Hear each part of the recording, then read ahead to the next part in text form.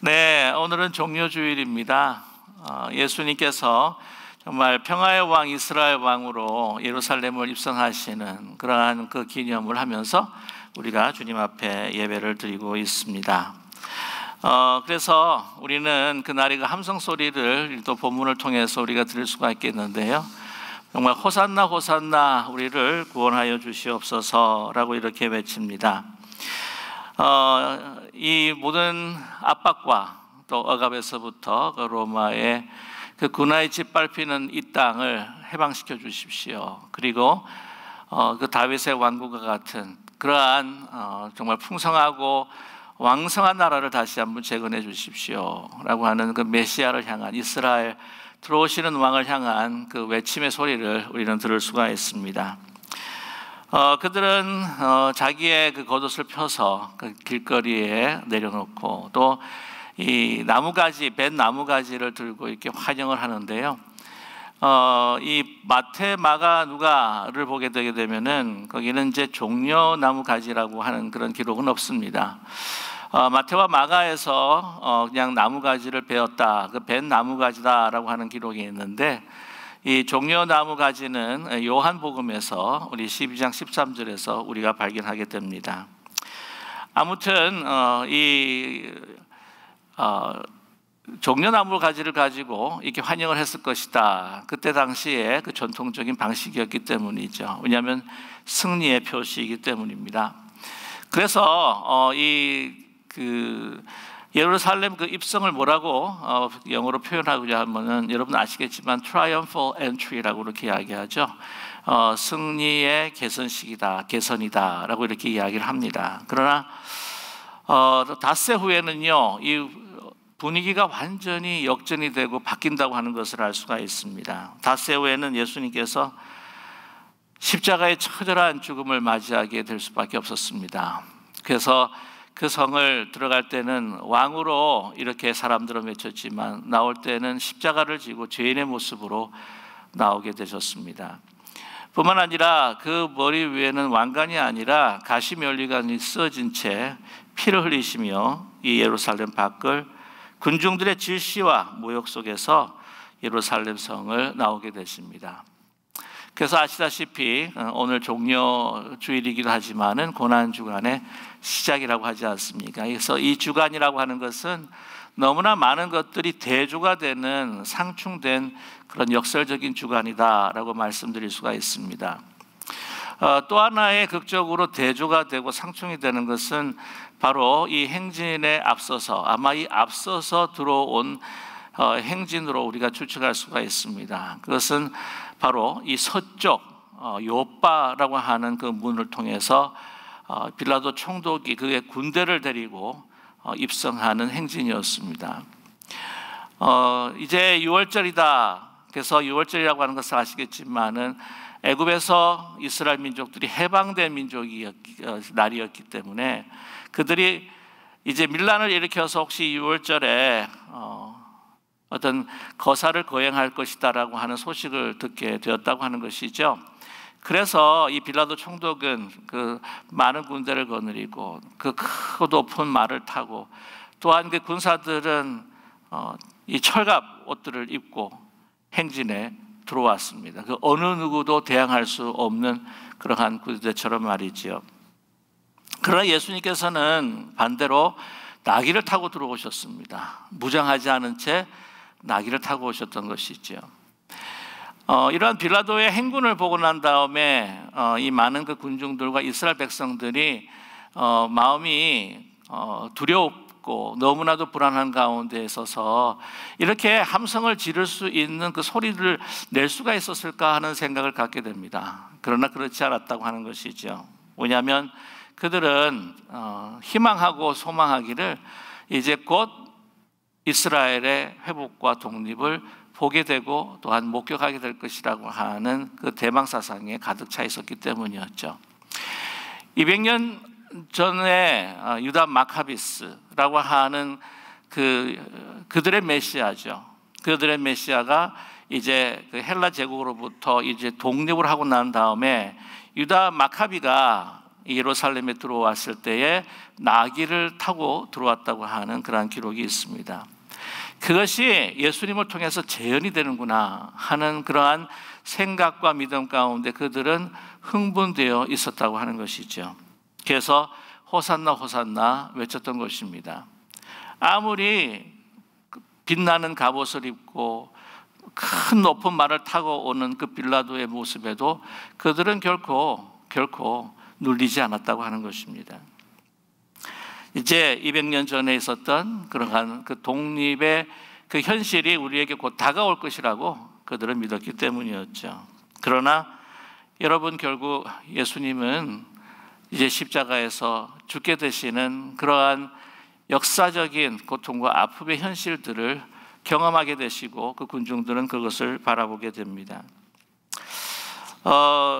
그런데 오늘 이 말씀 가운데에서 이 나귀라고 하는 것을 타고 오신 것, 이제 이스라엘 백성들이 그 나귀를 타고 오는 것에 대해서도 이제는 메시아의 하나의 징표다. 그것은 하나님께서 예언하신 것에 대한 예수님께서 그 이루시는 그러한 현장이다라고 그들은 믿었다는 것이죠. 스가랴 9장 9절에 보게 되면 이런 말씀이 있습니다. 시온에 따라 크게 기뻐할지어다. 예루살렘에 따라 즐거이 부를지어다. 보라, 내 왕이 내게 임하나니 그는 공의로우며 구원을 베풀며 겸손하여서 나귀를 타라니 나귀의 작은 것 곧 나귀 새끼니라 라고 말씀하고 있습니다. 보통 그 고대 근동 지방에서도요, 말을 타고 갑옷을 입고 어느 한 성을 들어오게 되면은 침략자로 들어온다고 하는 그런 신호였다고 합니다. 그러나 평화협정을 맺고 이제 평화적으로 그 성을 다스리고 입성하기 고자 한다고 했을 때는요, 나귀를 타고 들어왔다고 합니다. 그러한 것뿐만이 아니라 오늘 이 스가랴의 말씀을 이루기 위해서 예수님께서는 이 나귀가 필요했다고 하는 것이죠. 근데 오늘 말씀에 보게 되면은 이 나귀가 얼마나 중요한가 하는 것을 우리에게 제시해 주고 있는데 우리는 그것을 놓칠 때가 너무나 많습니다. 왜냐하면은 호산나 호산나 종려가지 나무를 흔들면서 또한 그 많은 사람들의 그 환호성으로 들어오시는 그러한 대관식과 같은 개선식과 같은 그러한 그 장면에 우리가 몰입하고 또 우리가 그것에 주목할 수밖에 없기 때문입니다. 그러나 오늘 본문은 이러한 환영하고 환송하는 환영하는 왕을 맞아들이는 이 함성보다도 더 중요하게 여기는 부분이 있다고 하는 것을 우리는 잊지 말아야 할 것입니다. 그것이 무엇이냐면 바로 어떻게 나귀를 구하는가 하는 그러한 과정입니다. 여러분, 오늘 말씀을 보게 되면은요, 오늘 본문의 그 사건이 11장 1절에서부터 우리 10절까지의 말씀인데, 이 나귀를 어떻게 구하느냐에 대한 그 이야기는요 7절까지 이루고 있습니다. 3절을 예루살렘 입성에 할애하고 있다고 하는 것이죠. 우리 보통 이 성경을 대할 때에 이 사건에 있어서 무엇을 하나님께서 이 기자들을 통해서, 이 신약의 기자들을 통해서 우리에게 말씀하고자 하느냐라고 하는 것을 우리가 주목할 때에 얼마나 많은 양들을 할애하고 있느냐가 중요한 것입니다. 오늘 10절의 말씀 가운데에서 7절의 말씀까지 어떻게 예수님께서 지시하시고 어떻게 그 나귀를 구해오는가라고 하는 그 과정이 거기에 써 있다고 하는 것이죠. 그 나귀를 빌려오는 것, 그 이름 모를 나귀의 그 주인이 선뜻 내놓는 이 모든 그 사건들이 어쩌면 그 할애한 양을 살펴본다고 한다면 예루살렘에 입성하는 환호를 지르는 이 나중에는 폭도로 변했던 그러한 이 군중들보다도 더 중요한 이름 모를 나귀의 주인이 있다고 하는 것을 우리는 간과하게 될 수 있다고 하는 것입니다. 여러분, 이 사건에 있어서 한 번쯤 이 나귀의 주인이 누구인가 하는 생각을 해보신 적이 있으십니까? 그 나귀의 주인들이 어떤 사람들이었기에 이렇게 선뜻 모르는 사람이 와서 한마디 했는데 이렇게 빌려주는 그런 사람들이었을까? 이 주인들은 예수님과 어떤 관계가 있을까? 마르다와 마리아와 어떤 친인척 관계가 있는 것일까?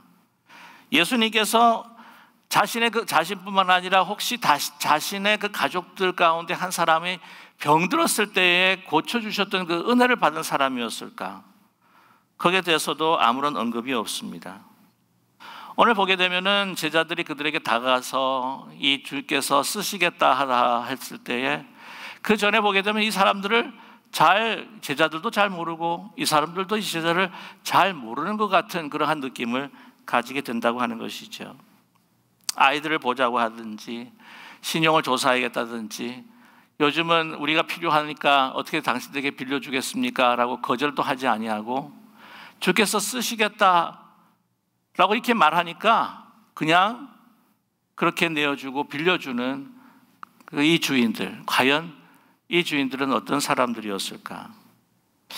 여러분, 이 사람들은 아직도 우리가 누구인지는 모릅니다. 아마 천국 가야 그분들이 누구인지를 만날 수 있을 것 같습니다. 그런데 이 종료주일에 있어서 이 역설적이고 대조적인 하나의 그 많은 사건들 가운데에서 또 오늘도 이 이름 모를 주인들이 이 성경에 나타나 있는 오늘 이 종료주일 그 전과 그 후에 나타나는 모든 그 사건과 사람들과 굉장히 대조가 된다고 하는 것을 우리는 알 수가 있습니다. 어떤 것이냐면 예수님께서 필요할 때 자신의 것을 드리는 사람이었다고 하는 것이죠. 먼저 우리가 질문해 볼 수 있는 것은 예수님 하나님의 아들이시고 하나님 자신이신데 아니 뭐가 그렇게 필요한 것이 있으실까? 시편의 기자의 그 고백을 보아도 이 천지 모든 만물을 하나님께서 지으셨고 또한 이건 하나님께 속한 것이다 라고 했는데도 불구하고 오늘 필요가 있으셔서 예수님께서 이 나귀를 빌려가신다고 하는 것입니다. 오늘 말씀에 주가 쓰시겠다라고 하는 그러한 말은 헬라 말로 정확하게 우리가 번역을 해보면요, 주님께서 이것이 필요하다라고 하는 말로 번역할 수가 있습니다. 그것이 더 원어에 가까운 번역이죠. 필요하다는 거예요. 내가 쓰겠다라고 하는 것이 아니라 필요하시니까 쓰겠다고 하시겠죠. 그러나 필요하다는 겁니다. 모든 것들을 창조하시고 모든 것이 속해 있었던 분이, 이 부분에 있어서 우리가 깊이 알아야 할 것은 모든 것을 가져시지만 모든 것을 우리에게 주셔서 심지어는 당신의 것도 우리에게 빌려 쓰실 만큼 모든 것을 우리에게 다 베풀어 주신 주님이라고 하는 것을 먼저 우리에게 암시하고 있다고 하는 것입니다. 자, 그런데 오늘 이 나귀를 빌려주는 그 사람들의 그 전의 사건과 후의 사건을 보게 되면 다른 사건들은 예수님의 그 필요를 채워주지 못하고 또한 예수님에게 필요한 것이 무엇입니까? 라고 그 필요를 채워주기보다는 예수님, 우리가 이것이 필요하니까 나에게 주십시오 라고 하는 사람이 그 주위에 가득했다고 하는 것이죠. 여러분 기억하시겠지만 오늘 11장 그 절에 10장 35절에부터 45절 유명한 사건입니다. 세베대의 아들 요한과 야고보, 그들은 예수님의 사촌으로 우리는 추정하고 있습니다. 왜냐하면 그 어머니 살로메와 마리아, 그 예수님의 어머니 마리아와 자매 관계에 있었기 때문이었죠. 예수님께서 자기가 3번씩이나 십자가의 죽음을 맞이할 것이다 라고 했는데도 불구하고 그것을 알아듣지 못하고 이제 예루살렘 입성하게 되면은 하나는 우편에 하나는 좌편에 앉게 해주십시오. 그것 때문에 아주 그냥 제자들이 그걸 듣고 화가 나가지고 발칵 뒤집혔던 사건이 있지 않았습니까? 예수님께서 말씀하십니다. 그때 내가 너에게 무엇을 주기를 원하느냐? 하나는 우편에 하나는 좌편에 세우게 해주십시오. 예루살렘을 들어가기 이전에 여리고 성으로 가게 됩니다. 거기에 바디메오라고 하는 시각장애자를 만나게 되죠. 예수님을 막 부르짖습니다. 다른 사람들 다 뿌리치고 나가서 예수님 부르짖습니다. 얼마나 갈급했겠습니까? 예수님께서 말씀하시죠. 내가 너에게 무엇을 해주기를 원하느냐? 내가 보기를 원합니다 라고 이야기합니다. 오늘 예수님을 맞이했던 그 예루살렘 그 입성을 환호했었던 군중들도 그들은 예수님을 이스라엘 왕으로 환영했지만 그들이 바라고 원하는 것들이 있었다고 하는 것이죠. 예수님에게 바라고 원하는 것. 예수님께서 뭐가 필요하실까 채워주기보다는 우리가 원하는 것, 우리의 해방도 굉장히 중요하겠죠. 우리의 경제적인 문제, 정치적인 문제, 군사적인 모든 문제를 해결해 주십시오. 예수님께서 이제는 예루살렘을 입성하시고 난 다음에 이제 성전에 들어가서 하루 그날 한번 쫙 둘러보시고 난 다음에 다시 베다니로 돌아가십니다. 그 다음에 이제 나오셨을 때에 어떤 일이 있었냐면은 거기에 시장하신 터에 무화과 나무를 보게 됩니다. 무화과 나무가 무성한 거예요. 거기에 분명히 열매가 있을 것이다. 필요하셨던 겁니다. 가셨습니다. 열매가 없습니다. 한마디로 거부를 당하셨던 것이죠.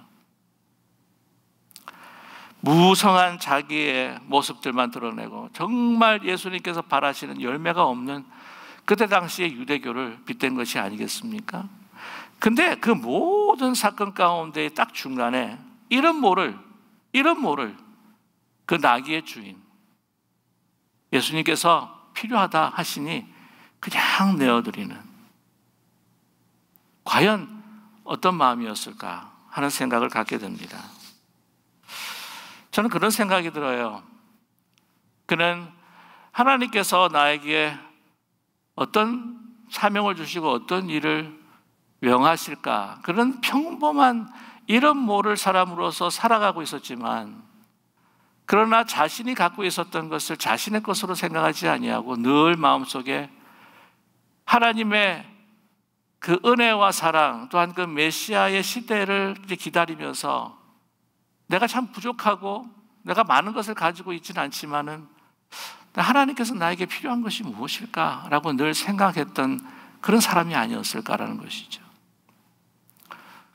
왜냐하면은 오늘 제가 주께서 쓰시겠다, 그거를 제가 말씀을 드렸을 때에 The Lord has a need of it, 주님께서 이것이 필요하다라고 말씀을 드렸죠. 그러나 좀 더 깊이 그 원어를 연구해 보면은요, 주의 것을 지금 필요로 하신다라고 그렇게 해석을 할 필요가 있다고 하는 사실입니다. 이게 주의 것이라고 하는 거예요. 주의 것을 지금 필요로 하신다. 내 것이 아니라는 거예요. 주의 것입니다. 주의 것을 내가 이제 위임받고 내가 청지기와 같이 내가 지금 가지고 사용하고 있는 가운데 있는데, 하나님 뭐가 필요하신가요? 하나님의 역사를 이루시기에 너무나도 부족하고, 내가 가진 것이라고는 뭐 나귀하고 뭐 몇 마리의 가축들 이렇게 소시민으로 살아가고 있지만 내가 무엇을 필요로 하시는가요? 라고 하는 늘 그러한 준비된 마음이 있었을 때에, 무슨 이 암호가 서로 겹치는 것처럼, 암호 누가 이야기를 했을 때 그것이 나에게 하나님께서 말씀하시는 암호처럼, 다른 사람은 모르지만 나에게는 암호처럼 들리는,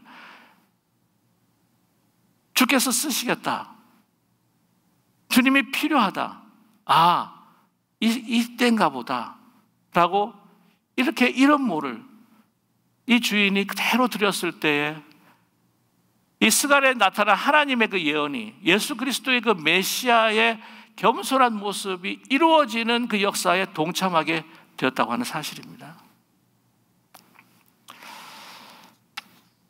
여러분, 하나님께서 역사를 이루어 가실 때에 이름이 나 있지 않고 유명하진 않지만, 그러나 참으로 이런 모를 우리와 같은 작은 사람들을 통하여서 역사하신다고 하는 것을 잊지 않는 우리 모두가 되기를 간절히 소망합니다. 여러분, 많은 큰 일들이 있었을 때 보게 되면은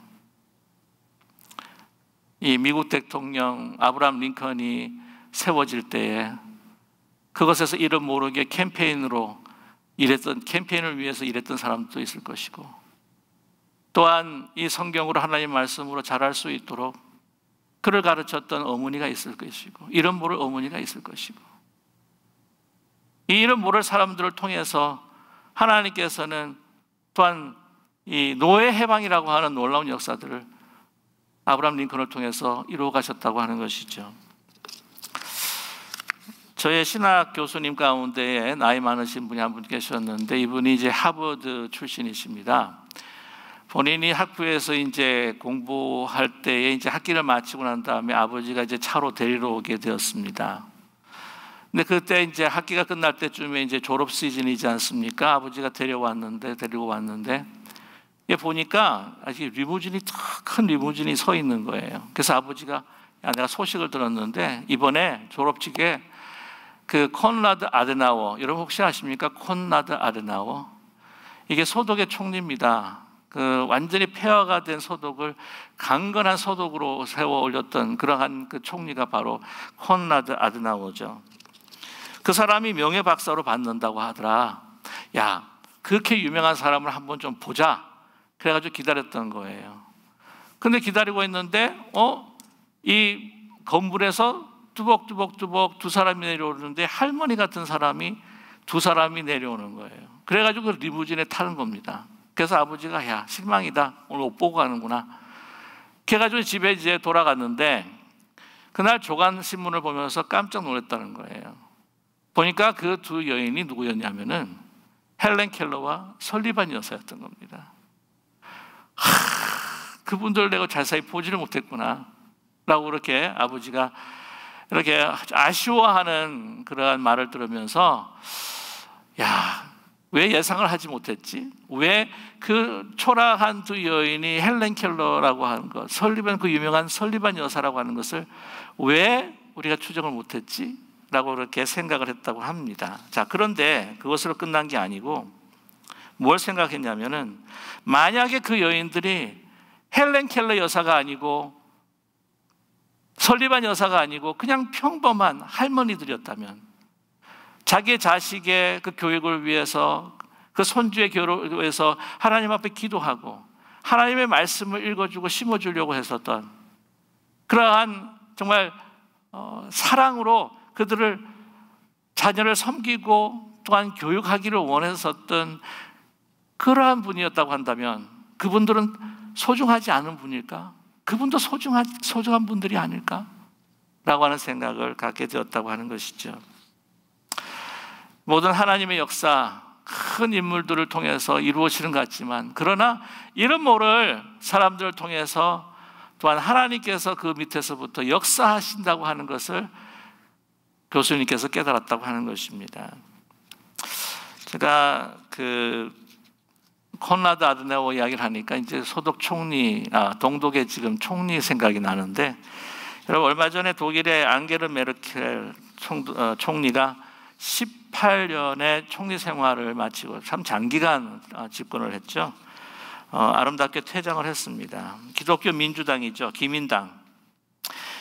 그 당수 자리도 다 내려놓고 이제는 정계를 떠난다고 그렇게 선언을 했습니다. 굉장히 검소한 분이죠. 그는 철저한 헌법 수호자였습니다. 법과 양심에 따라서 정말 강대국 독일로 이끌었습니다. 그래도 그뿐만 아니라 하나님을 사랑했고요, 말씀을 정말 사랑했고, 또한 그 말씀을 통해서 더 많은 그 이웃들, 힘들고 어려운 이웃들에 대한 사랑을 베풀었던 또한 인물이었습니다. 그녀가 이제 퇴임할 때에 화려한 의장들도 없었고 도원된 그 사람들도 없었습니다. 굉장히 초라하게 퇴임식을 마치고 난 다음에 이제 거리를 걸어가는데, 그때 보는 시민들마다 발코니를 열고 걸어가는 시민들이 그렇게 계속해서 정말 위로와 격려와 감사의 박수갈채를 6분 동안이나 서서 그렇게 쳤다고 하지 않습니까? 그녀의 민족과 나라를 위한 그 헌신과 그 사랑을 그들은 기억했기 때문이죠. 굉장히 검소한 것으로 유명합니다. 그래서 그 기민당 총재가 되어서 또한 총리로서 일을 할 때도 가사 일을 이제 혼자 하면서 혼자 이제 빨래를 했다는 거 아니겠습니까? 그런데 기자에게 불현듯 이런 질문을 받았다고 합니다. 아니, 총리께서는 어떻게 매일 같은 옷만 입으십니까? 라고 이렇게 질문을 받았을 때에 그 메르켈 총리가 이렇게 이야기했다고 합니다. 저는 패션 모델이 아닙니다. 저는 그냥 공무원 일뿐입니다. 라고 이야기했다고 하지 않습니까? 권리를 남용하거나 부리거나 위장하지 않는 정말 겸손한 그리스도인으로서 순결과 진실을 지키면서 국가의 공복으로 살았던 분입니다. 그의 태장이 너무나 아름다웠죠. 근데 이 메르켈 총리에게 가장 영향력을 주었던 사람이 누구일까요? 이름 모를 부모님이었습니다. 그녀는 동독의 한 가난한 독일 목사님, 루터란 목사님 아래서 태어나고 자랐습니다. 너무 집안이 가난하다 보니까요, 대학 가기 전까지 홈스쿨링을 했다는 거예요.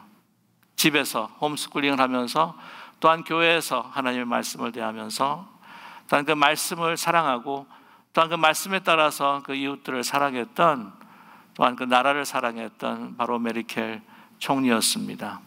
그녀가 있기에 이름 모를 부모님들이 있었다고 하는 것이죠. 아마 메르켈 총리를 통해서 또한 그 부모님들이 유명해질 수도 있겠지만, 그러나 이름 모를 그 목사님의 부부가 그 아이를 하나님 말씀의 그 원리로서 그 아이를 주님께 드리면서 이렇게 아름다운 인물을 배출할 수 있었다는 것입니다. 오늘 이 말씀을 보면서 여러분, 큰 모든 일들과 이 사건, 하나님의 역사에 있어서 하나님 이름 모를 사람들의 순종과 이 내어드림을 통해서 하나님께서는 역사하신다고 하는 것을 잊지 않는 우리 모두가 되기를 원합니다. 그것을 위해서 우리가 중요한, 우리가 선행돼야 될 일들이 있는데 그것이 무엇일까요? 바로 매어 있는 것을 푸는 것이죠. 매어 있는 것을 푸는 것입니다. 오늘 말씀 가운데 가장 많이 반복되는 낱말들이 있습니다. 물론 예수님과 나귀 새끼들이 있겠지만, 나귀 새끼가 있겠지만, 오늘 2절과 3절과 4절과 5절을 보게 되면 이제 매어 있는 것을 푸는 것입니다. 2절의 하반절에 나귀 새끼가 매어 있는 것을 보리니 풀어 끌고 오라, 예수님 말씀하시죠. 이제 4절의 말씀을 보게 되면은 제자들이 가서 본즉 나귀 새끼가 문 앞거리에 매어 있는지라 그것을 푸니라고 이렇게 말씀합니다. 5절에 말씀합니다. 거기 서 있는 사람 중 어떤 이들이 이르되 나귀 새끼를 풀어 무엇에 하려느냐 하매, 묶어 있는 것들을 풀어야 한다고 하는 것입니다. Let it loose. 우리는 너무나 많은 것들을 묶고 있죠. 나의 사용을 위해서, 나 자신의 어떤 쓰임을 위해서, 나 자신의 어떤 충족을 위해서 많은 것들을 풀기보다는 너무나 묶고 있는 것이 아닙니까? 나를 위해서 시간을 묶고, 나를 위해서 물질을 묶고, 나를 위해서 나의 재능을 묶고, 우리는 계속해서 묶어서 차곡차곡 쌓아갈 때가 너무나 많습니다. 그럴 때는 하나님의 역사에 동참할 수 없다고 하는 것을 우리에게 여실히 보여주고 있지 않습니까? 이렇게 묶고 있으면요, 그것은 내가 좋아하는, 내가 사용하고 나를 위해서 쓰고자 하는 그 소중한 것들을 묶고 있는 것이 아니라 나 자신을 묶어버리는 노예가 될 수밖에 없는 삶을 살아갈 수밖에 없습니다.